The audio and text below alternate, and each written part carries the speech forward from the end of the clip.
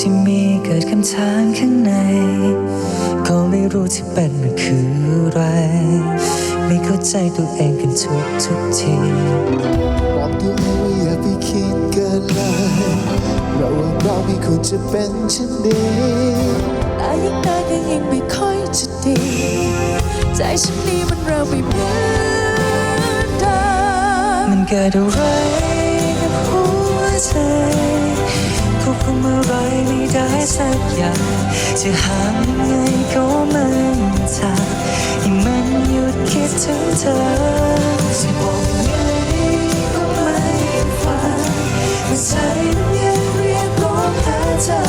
คนที่ในใจชัดเจนคือเธอทางสายลมจะรักเธอหมดใจ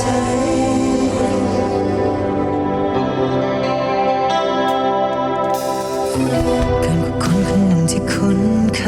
ยกันกว่าคนที่คุยกันไปงั้นมันยิ่งนานเท่าไรก็ยิ่งวุ่นวายใจฉันมันคิดเกินกว่าที่เค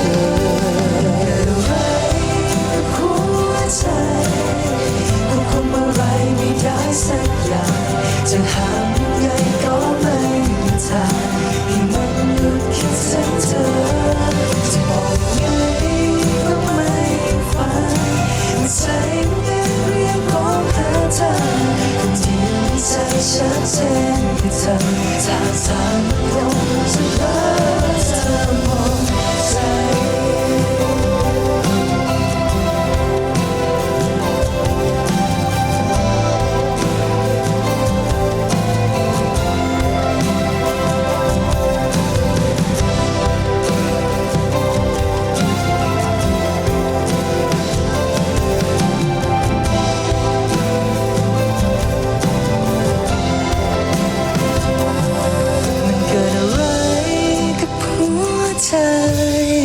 ควบคุมอะไรไม่ได้สักอย่างจะห้ามยังไงก็ไม่ทัน